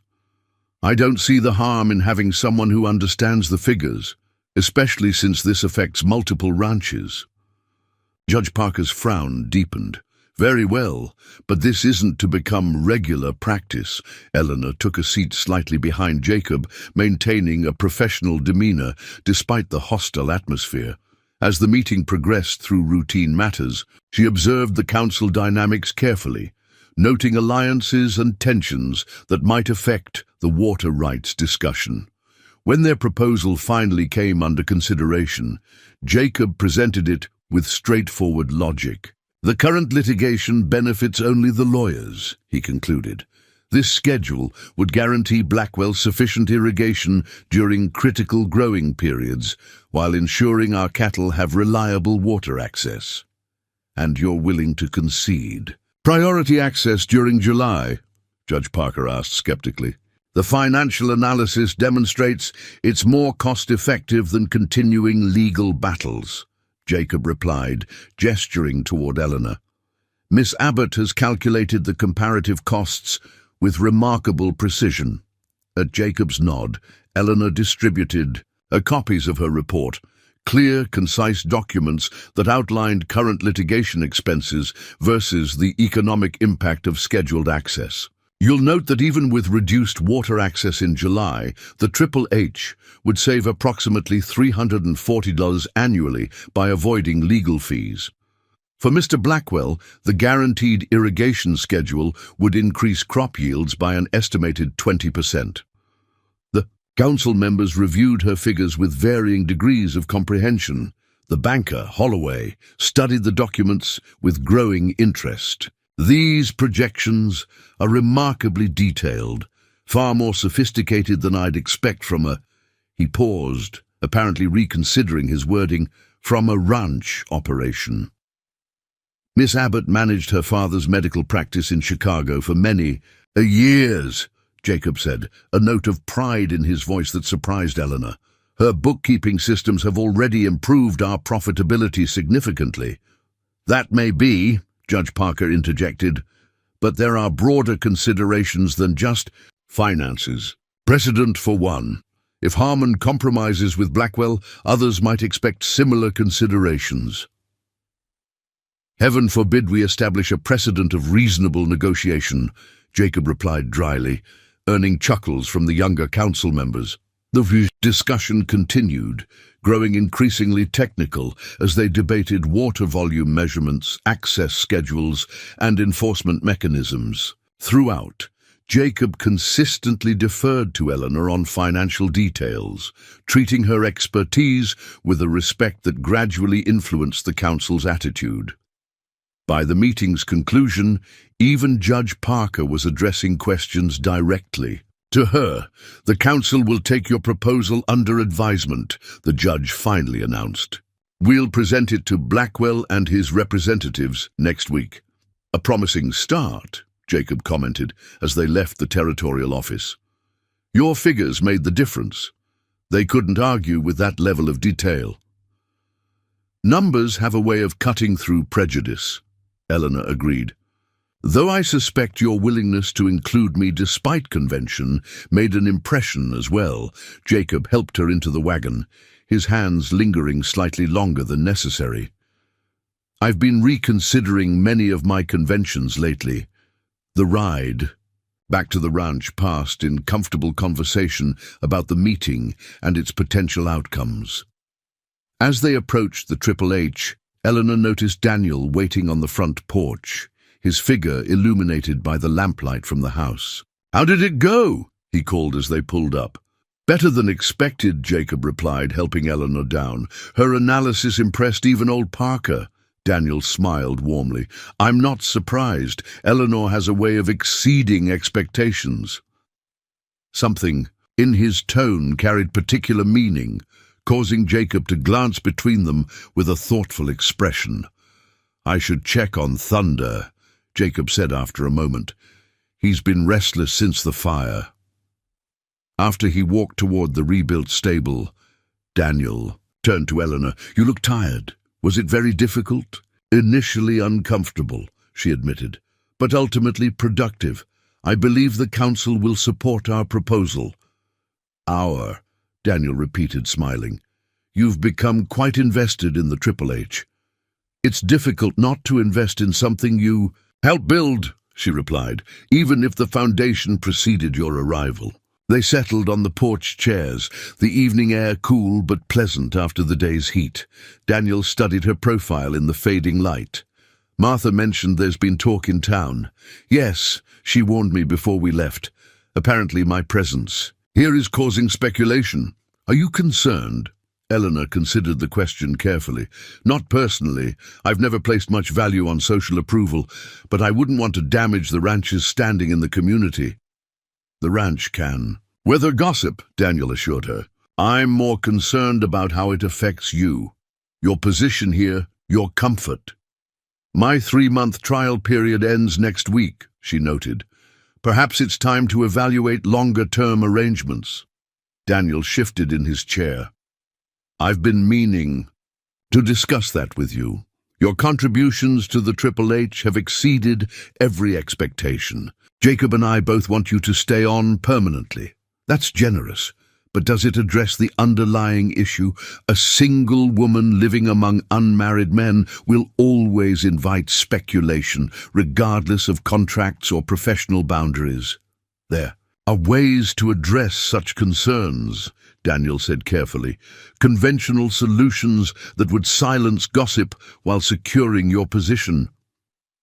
The implication hung in the air between them. Eleanor turned to face him directly. Are you suggesting marriage, Daniel? His blue eyes held hers steadily. I'm suggesting it could be considered among your options, if such an arrangement would be agreeable. The proposal, oblique as it was, sent an unexpected warmth through Eleanor. Daniel Wilson had become more than just an employer. His kindness, intelligence, and quiet strength had earned her genuine affection. Yet she sensed hesitation in his manner, a careful consideration that made her wonder about his true feelings. Marriage should be more than a practical solution to social complications, she said gently. Agreed, Daniel replied, which is why I mention it only as a possibility to consider, not as an immediate proposal. He reached over, briefly touching her hand. Eleanor, your arrival has brought unexpected joy to this ranch. To me, personally, whatever arrangement allows you to remain here comfortably is worth considering. Before she could respond, hoofbeats in the yard announced a visitor. A young ranch hand from a neighboring property dismounted hastily, his expression urgent in the porch lamplight. Miss Abbott, he called. Doc Perkins sent me. There's been an accident at the Miller place. Machinery accident, real bad. Doc says if you could come with medical supplies, he'd be grateful for the assistance. The crisis effectively ended their personal conversation. As Eleanor hurried to gather her medical kit, she was aware of conflicting emotions. Concern for the injured Miller, professional satisfaction at Dr. Perkins' request for her assistance, and a complex uncertainty about Daniel's carefully worded suggestion. The simplicity she'd sought in answering Jacob Harmon's advertisement months ago seemed increasingly elusive. Instead, Eleanor Abbott found herself navigating waters deeper and more complex than she'd anticipated. Professional opportunities, community tensions, and emotional attachments that defied easy categorization. As Daniel helped her into the waiting wagon, his hand steady beneath her elbow, she wondered which path would ultimately prove right, not just for her practical security, but for the woman she was becoming in this unexpected Montana chapter of her life. Autumn transformed the Montana landscape into a canvas of gold and crimson as Eleanor's 6th month at the Triple H Ranch approached. The Blackwell water rights agreement had been successfully implemented, bringing an unexpected peace to the valley. Barn reconstruction was complete, with expanded capacity based on Eleanor's recommendations. Her informal medical clinic now operated 2 days weekly, with Dr. Perkins attending once a month to handle more complex cases. Yet amid these professional achievements, Eleanor found herself at a personal crossroads. Daniel's oblique suggestion of marriage remained unaddressed, creating a gentle tension between them. Jacob, meanwhile, had evolved from reluctant employer to respectful colleague. occasionally revealing glimpses of deeper feelings through small gestures. Fresh wildflowers, mysteriously appearing on her desk. A rare book of medical illustrations delivered from Helena with no note attached. The situation reached its turning point on a crisp October morning when Eleanor discovered both men waiting in her office, their expressions unusually serious. "Gentlemen," she greeted them, setting down the mail she'd collected from town. "Is something wrong?" "Not wrong," Daniel replied, his silver hair catching the morning light. "But we need to discuss something important with you." Jacob nodded, his demeanor uncharacteristically hesitant. "Your position here at the Triple H." Eleanor's heart sank. Despite her successful management of the ranch's administration and her growing medical practice, the town gossip had continued, occasionally affecting business relationships. Just last week, Judge Parker's wife had ostentatiously avoided Eleanor at the general store, making disparaging comments about improper arrangements within earshot. "I see," she said, maintaining her composure. "Have community pressures finally made my presence here untenable?" "Quite the opposite," Daniel assured her quickly. "We've been discussing your future with the ranch. Your contract period has been extended twice now, but we believe it's time for a more permanent arrangement." Jacob stepped forward, his expression earnest. "You've transformed our operations, Eleanor. Profits are up 20%. Our standing with neighboring ranches has improved through your medical work. You've become essential to everything we do here." "I appreciate that recognition," Eleanor said carefully, "but I'm aware that my position creates certain social complications." "That's precisely what we need to address," Daniel agreed, "but perhaps not in the conventional way." Jacob cleared his throat. "Eleanor, I know I'm the last man who should be making this suggestion, given our history. But we have come to value you not just for your skills, but for who you are." Eleanor looked between them, suddenly understanding the strange tension. "Are you both proposing to me?" The men exchanged glances, and Daniel laughed softly. "In a manner of speaking, yes, though not quite as you might imagine." Jacob unrolled a document on her desk, a legal partnership agreement with her name alongside theirs as equal owner of the Triple H Ranch. "We're proposing to make you our full partner," he explained. "Equal share in all assets, operations, and profits. Your name officially added to the ranch title."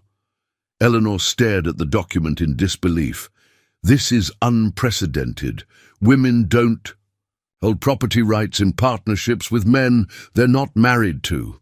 Montana Territory has more progressive laws than most regarding women's property rights," Daniel said. "Judge Parker confirmed it's legally sound, if socially unconventional." "And the community reaction?"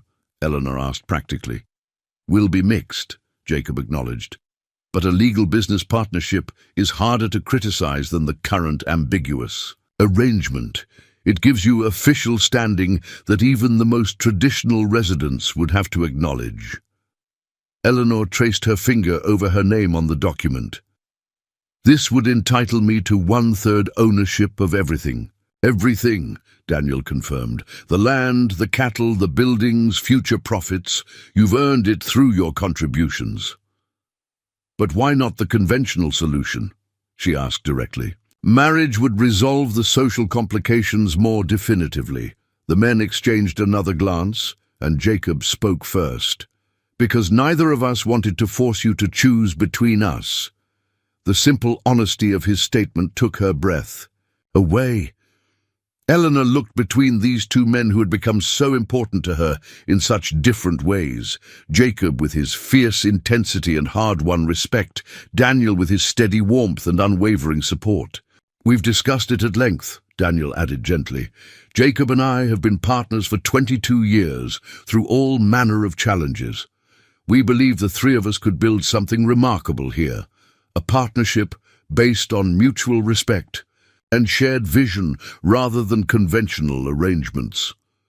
"This isn't what you came to Montana seeking," Jacob acknowledged. "You wanted security through traditional means. We're offering security of a different kind. Independence, equality, and the freedom to define your own role. Eleanor rose from her desk, needing movement to process this unexpected proposal. She walked to the window, gazing out at the ranch that had become her home. Beyond the main house and outbuildings, the vast Montana landscape stretched to the mountains, wild, unconventional, and full of possibilities that defied Eastern traditions. "And if I were to develop personal attachments?" she asked quietly, her back still to them. "Your personal life would remain your own," Daniel replied. "The partnership agreement concerns business matters only. Any other relationships would evolve naturally without contractual obligations." Eleanor turned back to face them. "This is highly unorthodox." "So is a female ranch manager and medical practitioner," Jacob pointed out with a hint of his old directness. "You haven't exactly embraced convention since arriving here." The observation startled a laugh from her. "Fair point, Mr. Harmon." "There's something else," Daniel said, pulling another document from his coat. "Dr. Perkins asked me to give you this." Eleanor accepted the paper, an official certification naming her as Territorial Medical Assistant, authorized to provide basic health care under Dr. Perkins' distant supervision. The document legitimized the work she'd been doing informally for months. "He filed the paperwork last week," Daniel explained. "Said your skills were too valuable to the territory to remain unofficial." Emotion welled unexpectedly in Eleanor's throat. When she'd boarded that train in Chicago 6 months ago, she'd been a desperate woman seeking the barest security through marriage to a stranger. Now she stood contemplating a future unimaginable then: professional recognition, property ownership, and relationships based on earned respect rather than dependency. "I'll need time to consider this properly," she finally said. "It's a significant decision." "Of course," Jacob agreed immediately. "Take whatever time you need. But know that the offer comes from our highest regard," Daniel added, "and our genuine belief that your wisdom and experience make you the ideal partner for the Triple H's future." After they departed, Eleanor sat with the document spread before her, methodically analyzing the proposition as she would any business matter. The partnership agreement was indeed legally sound, offering protections and rights normally unavailable to women. The medical certification provided professional standing independent of the ranch. Together, they represented not just security, but true autonomy. Yet beyond the practical considerations lay more complex emotional terrain.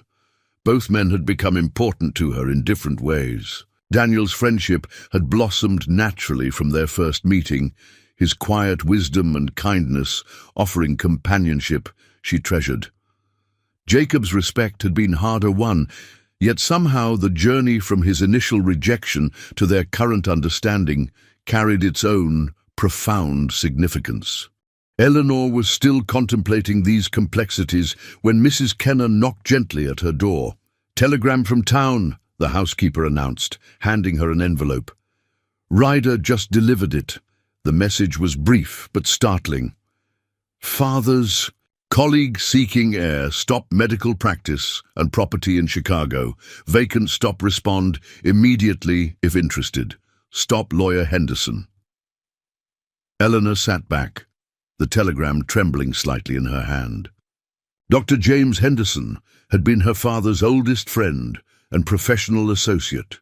If he was offering her inheritance of a practice, it represented yet another path, a return to Chicago, to the familiar world of city medicine and established society. A month ago, such an offer might have seemed providential. Now it prompted an entirely different calculation. Chicago represented the known, the traditional, the path society deemed appropriate for a doctor's daughter. Montana offered the unconventional, the challenging, and the unexplored. As twilight painted the mountains purple and gold, Eleanor walked the perimeter of the ranch, weighing her options with the careful consideration that had guided her through life's previous challenges. Each choice offered distinct advantages and limitations. Each would shape her remaining years in profound ways. She found herself on a small rise, overlooking the entire Triple H operation. The sprawling main house with lamps now glowing in the gathering darkness, the newly rebuilt barn, the bunkhouse, where ranch hands shared evening meals, the small cabin she'd converted to a medical clinic. In the distance, smoke rose from neighboring ranches, where families she'd treated gathered for supper. "Quite a view," came Jacob's voice behind her. He approached with characteristic directness, but stopped a respectful distance away. "Daniel, thought you might be out here. It helps me think," Eleanor explained, "to see everything in perspective. And are you finding perspective?" She smiled slightly. "I received a telegram today. An opportunity to return to Chicago and take over a medical practice." Jacob's expression remained carefully neutral. "A significant offer. Yes, a return to everything familiar. The life I was trained for. Will you accept it?" Eleanor considered the man standing before her, so different from the angry, dismissive figure who had rejected her 6 months ago. 6 months ago, I would have said yes without hesitation. Chicago represents security, respectability, a clear path forward. And now? Now I understand that security takes many forms, she replied thoughtfully. The most reliable kind doesn't come from external circumstances, but from knowing your own capabilities.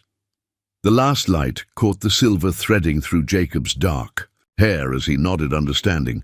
"You've built something here that would be difficult to leave behind." "I have," Eleanor acknowledged, "both professionally and personally." Jacob took a careful step closer. "Eleanor, whatever you decide about the partnership offer, know that I deeply regret my initial treatment of you.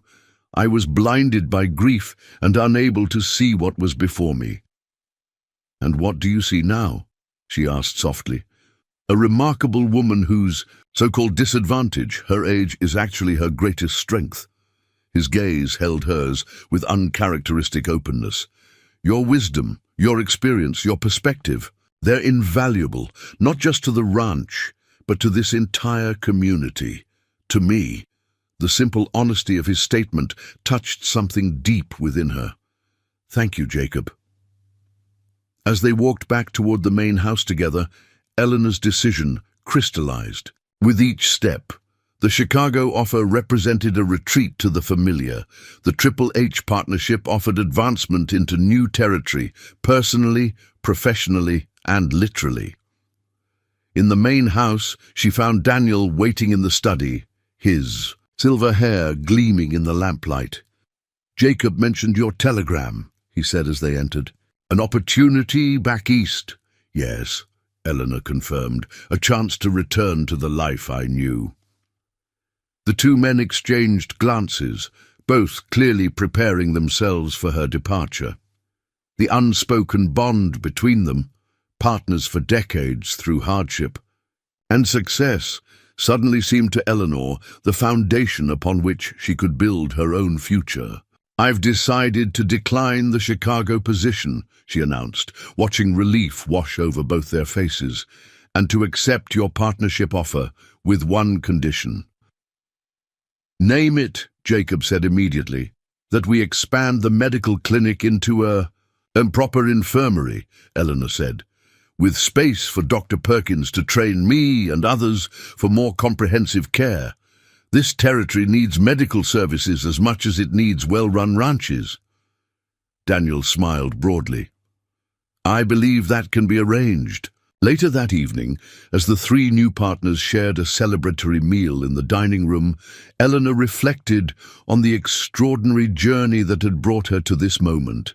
She had arrived in Montana seeking the most conventional form of security, the marriage to a man who had judged her too old, too experienced for his needs. Now she sat as an equal partner with two men who valued precisely what the first had rejected: her wisdom, her experience, her strength of character.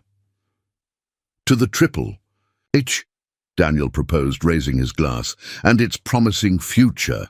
To partnerships built on respect rather than convention, Jacob added, his gaze lingering on Eleanor. Eleanor raised her own glass, feeling the weight of the moment. To wisdom, she said simply, and those who recognize its value. Outside, Montana, stars emerged against the deepening sky, illuminating a landscape wild and challenging, but filled with possibilities for those brave enough to forge unconventional paths. Eleanor Abbott, once rejected mail-order bride, now ranch partner, medical practitioner, and architect of her own destiny, had found not just security, but something far more precious. A life where her age and experience were not liabilities, but her greatest assets, recognized and valued by those who possessed the wisdom to see beyond convention to the truth of human worth. Up next, you've got two more standout stories right on your screen. If this one hit the mark, you won't want to pass these up. Just click and check them out. And don't forget to like, subscribe, and turn on the notification bell so you don't miss any upload from us.